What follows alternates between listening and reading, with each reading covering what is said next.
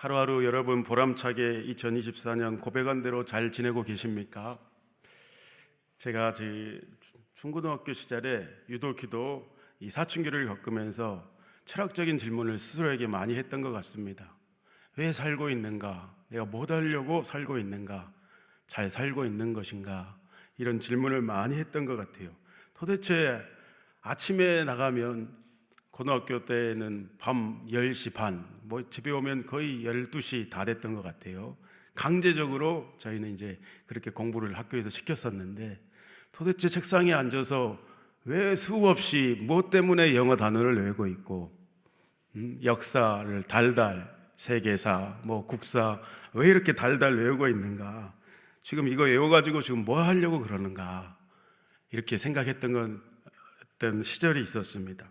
그저 답은 그랬어요.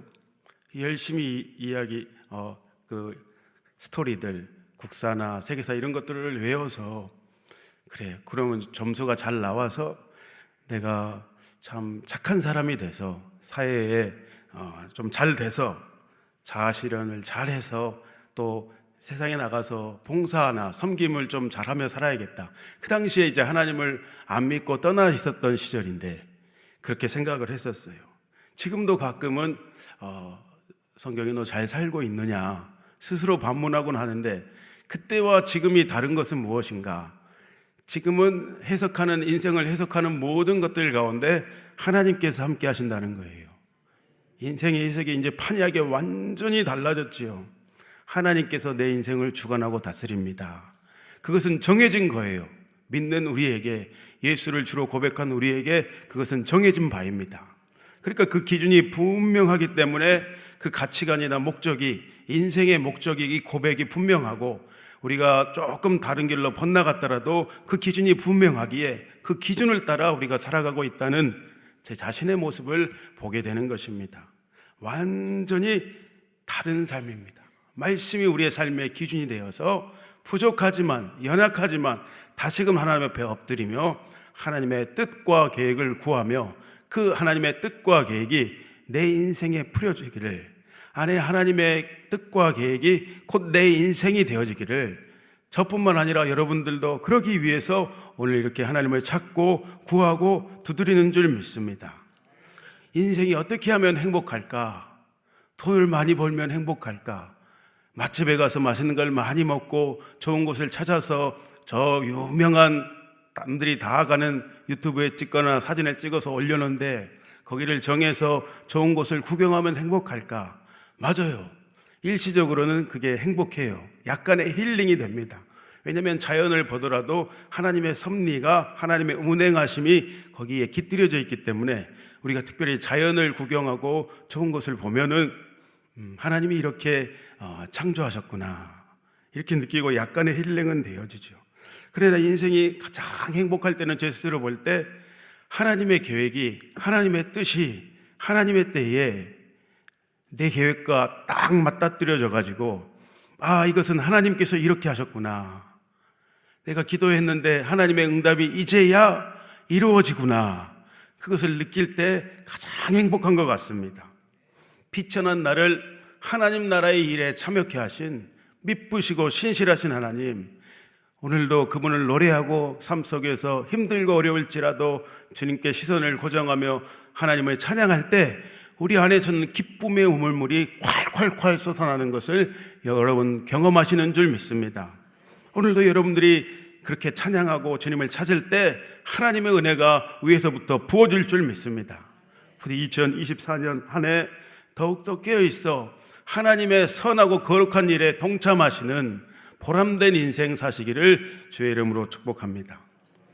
전도서 3장 11절에 보니까 이렇게 이야기합니다. 우리 다 같이 이 말씀을 읽어봅시다. 하나님이 모든 것을 지으시되 때를 따라 아름답게 하셨고 또 사람에게는 영혼을 사모하는 마음을 주셨느니라. 그러나 하나님이 하시는 일의 시정을 사람으로 측량할 수 없게 하셨도다. 아멘입니다. 하나님께서 저와 여러분에게 때를 따라 돕는 은혜로 오늘도 도우시고 인도하십니다. 우리에게 가장 큰 축복은 하나님 나라에 대해서 온전히 사모하는, 영혼을 사모하는 마음을 주셨다는 것입니다. 엄청난 인간에게 있어서 가장 큰 축복이죠. 우리는 그 축복을 받은 자들입니다. 그래서 여러분들 이 새벽에 추위를 뚫고, 겨울에 가장 힘든 것은 뭡니까? 이불 밖을 나가기가 싫다는 것입니다. 얼마나 힘든지 매일매일 나오더라도 이불 밖을 나오는 그 결단, 이미 이불 밖을 깨치고 교회로 향할 때 하나님께서 여러분들에게는 은혜를 주시기로 작정한 줄 믿습니다. 엄청난 것이기 때문에 그렇습니다. 단 1분이라도 더 자자 우리는 그렇게 늘 그것을 이기고 나오잖아요. 하나님이 그 마음을 귀하게 보시는 것입니다. 거듭나고 나서 가장 큰 깨달음은 뭐냐? 역시 하나님 없이 살던 그때의 인생은 참으로 내가 비참했구나. 영혼을 사모하는 마음이 없이 이 땅을 살아가는 것은 그것이 바로 비극 그 자체구나. 하나님이 없이 이 땅에서 여러분들 경험하셨겠지만 누리고 느끼고 먼 것을 취한들 소망이 없었던 것입니다. 이 세상이나 세상에 있는 것들을 사랑하면 어떻습니까? 그것을 취하면 취할수록 육적 본능을 내가 채우니까 잠깐은 만족하다, 잠깐은 좋다 할지 모르지만 그 뒤에는 극한 공허함이 우리 안에 몰려오게 되어집니다. 왜냐? 거기에는 아버지의 사랑이 없기 때문에. 우리는 아버지의 사랑에 속한 좋은 것들을 하늘로부터 신령한 은혜를 공급받아야 사는 존재들인데, 거기에는 이 세상의 모든 것들은 악한 대로 우리를 인도하지 하나님의 사랑이, 하나님의 계획이, 하나님의 말씀이 없기 때문에 공허하고 공허한 것입니다. 그래서 오늘도 우리는 하나님의 사랑을 쫓아 천국을 소망하며 살아갑니다. 그저 주님의 은혜를 간구하며 말씀의 성취를 간구하며 살아가는 여러분의 일상인 줄 믿습니다. 어제 신방을 했는데 이 말을 해도 되는지 모르겠는데, 중국에서 어떤 조선족 분이 오셨어요. 왜 오셨을까? 중국의 신앙의 핍박과 통제가 점점 강해져서 말씀을 들을 수 없고, 삼자교회 또 지하교회 물론 더 통제가 심해지고 있기 때문에 그 통제와 압박 속에 정말 말씀 하나 유튜브로 들었던 이 말씀이 너무 담비 같고 너무 감사했는데, 목숨을 걸고 말씀을 듣고 준행하며 기도하면서 버티고 살아왔는데, 이제 그 신앙의 자유를 찾아 제가 이곳에 왔습니다. 이렇게 고백하시더라고요. 정말 중국에 있을 때 그렇게 힘들고 어려울 때 하나님이 기도하면 다 들어주셨다 이거예요. 딸이 열에 심각하게 나가지고 고열이 나서 이제 병원에도 갈 수 없을 그때에 하나님, 5분 안에 우리 딸의 열이 내리면 하나님이 살아계신 줄 제가 믿고 더 신실하게 주님만 의지하며 살겠습니다. 2분이 지나자 열이 확 내렸답니다. 하나님이 하시는 역사이죠.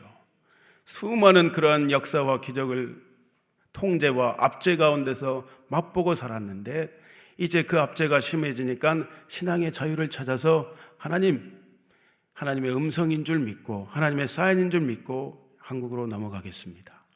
하나님, 제가 한국에 나아갈 때에 돈 벌려고 오지 않았습니다. 저한테 고백하는 게 그렇습니다.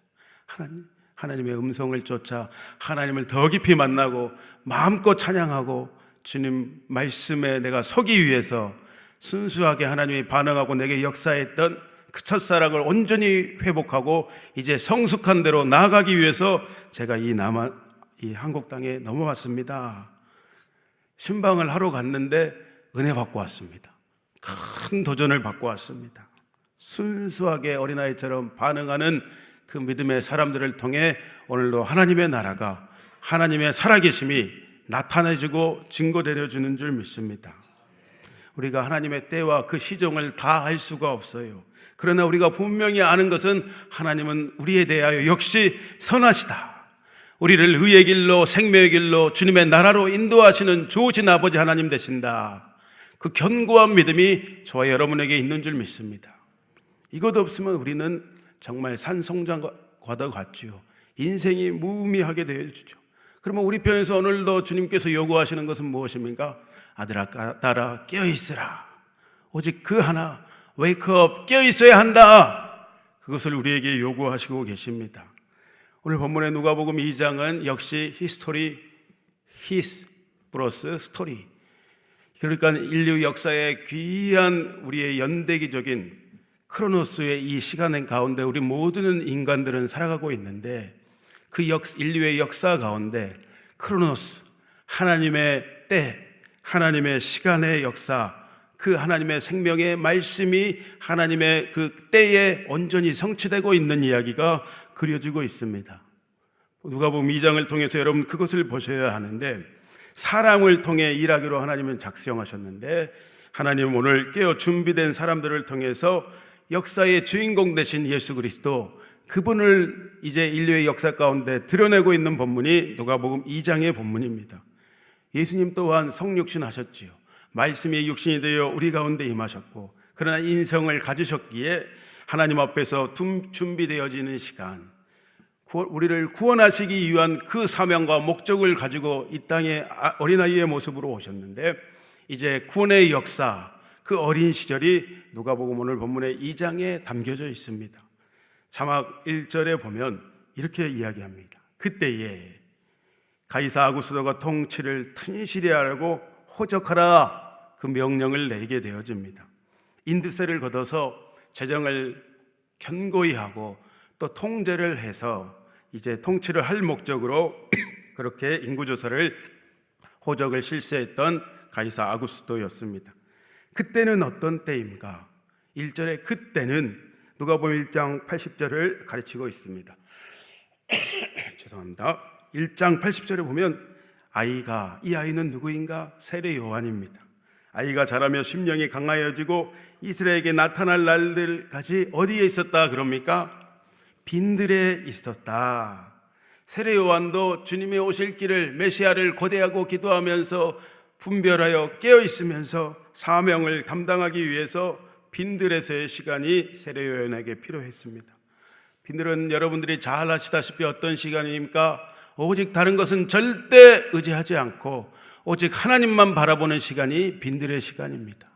오직 하나님만을 의지하는 시간이, 눈과 시선을 하나님께만 고정하는 시간이 바로 빈들의 시간입니다. 세상에 거저되는 것이 없지요. 쓰임받기 위해서는 하나님 앞에 이렇게 자아가 완전히 죽어지는 우리 모두는 빈들의 시간이 필요한 것입니다.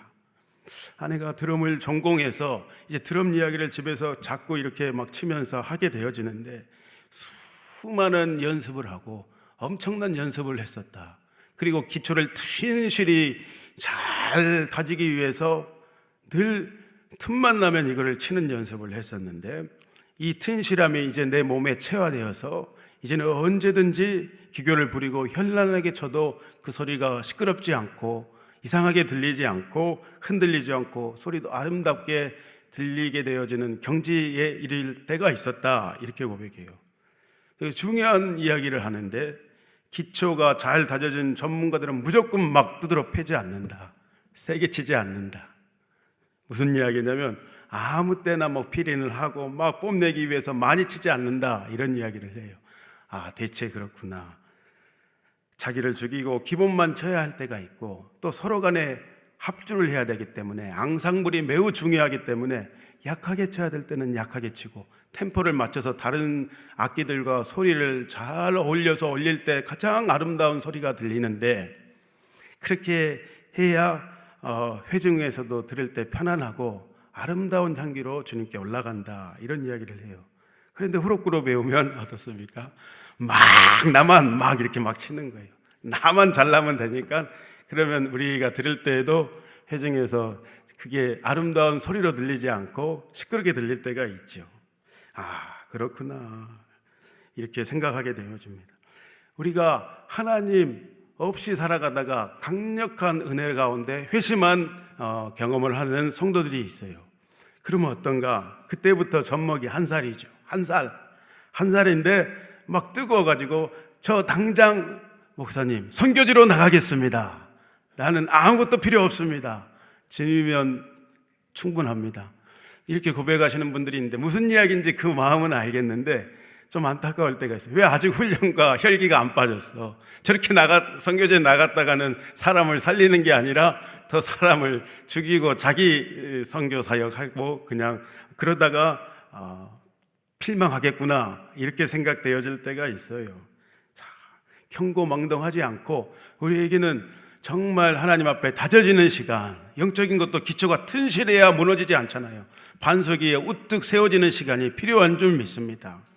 그 시간에 하나님 앞에 녹아지고 혈기가 빠지고 교만함도 죽어지고 하나님 쓰시기에 합당한 그릇으로, 정결하고 깨끗한 그릇으로, 하나님 쓰시기에 좋은 그릇으로 우리가 준비되어지면 하나님께서 반드시 때가 되면 사용하시고 높임 받으시는 줄 믿습니다. 저와 여러분이 그런 하나님의 정결하고 오늘도 깨끗한 그릇이 되어야 할 줄 믿어요.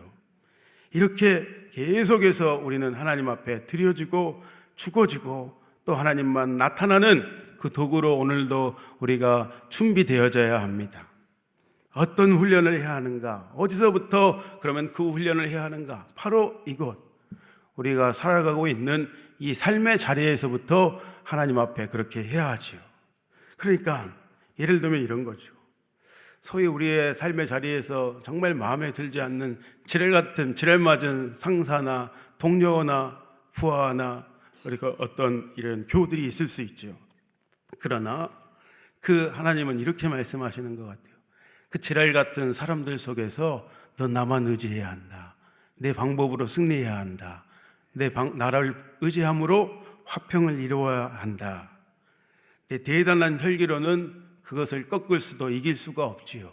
그렇기 때문에 그 지랄 같은 사람들 덕분에 더욱더 하나님을 의지하는 것입니다.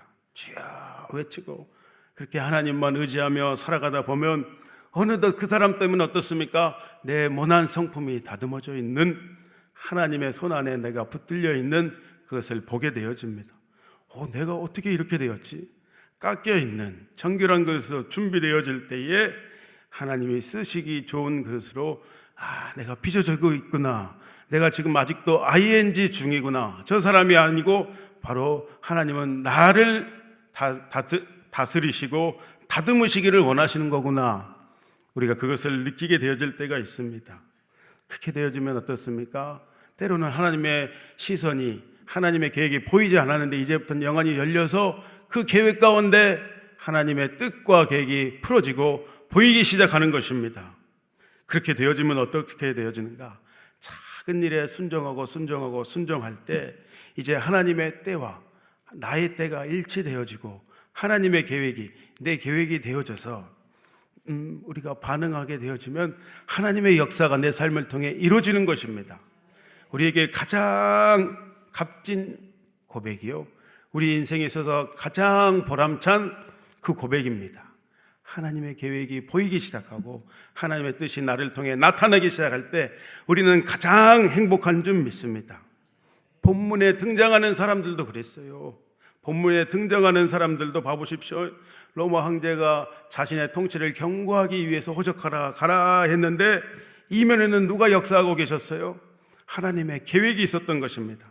말씀을 이루시는 하나님, 보이지 않는 하나님의 손이 운행하고 있었습니다. 육신의 부모인 요셉과 마리아도 그저 명령에 호적하러 베들레헴 다윗의 동네로 올라갔습니다. 그런데 6절의 말씀에 보면 거기에 있을 그때 마침 성경은 이렇게 기록해요. 마리아가 잉태하여 예수님을 거기에서 출산하게 되어집니다. 7절에 해산할 여관도 병원도 없습니다. 이제 길에서 노산하게 생겼어요. 그래서 하는 수 없이 아들을 낳고 어디에 누였는가? 강보에 누였다. 구유에 누였다. 성경은 이렇게 이야기하죠. 그런데 이것이 그냥 우연히 이루어진 일이 아니라 주전 740년 전에 활동했던 미가 선지자가 이 성령의 감동을 따라 예언했던 말씀이었어요. 미가서 5장 2절의 말씀을 우리 다 같이 읽어봅시다. 베들레헴 에브라다야, 너는 유다 족속 중에 작을지라도 이스라엘을 다스릴 자가 내게서 나올 것이라. 그의 근본은 상고에 영원히 있느니라. 육신의 눈으로 보면 우연인 것 같지만 우연이 아니라 하나님의 선하신 섭리 가운데 이루시는 역사였다. 그런데 마리아와 요셉이 순종하여 그 역사 가운데 동참했기에 하나님의 말씀이 이루어졌던 것을 우리는 볼 수 있어요. 그러니까 예수님이 말구에서 일어나서 탄생하신 그 사건은 우연한 일이 아니라 우리를 구원하시기 위한 하나님의 선하신 섭리였다. 근본 하나님의 본체시나 동등됨을 여길 것이 아니하시고 자기를 비워 종의 형체를 가지사 사람같이 되셨던 그 역사가 실제적으로 우리의 삶의 역사에 이루어졌던 것입니다.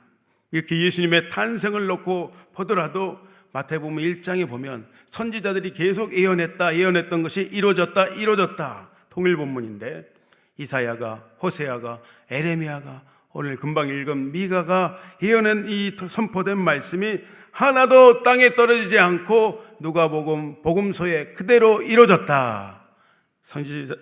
예수님은 그 선지자들의 예언의 말씀을 선포하면서 그 예언의 성취를 선포하고 계시는 것입니다.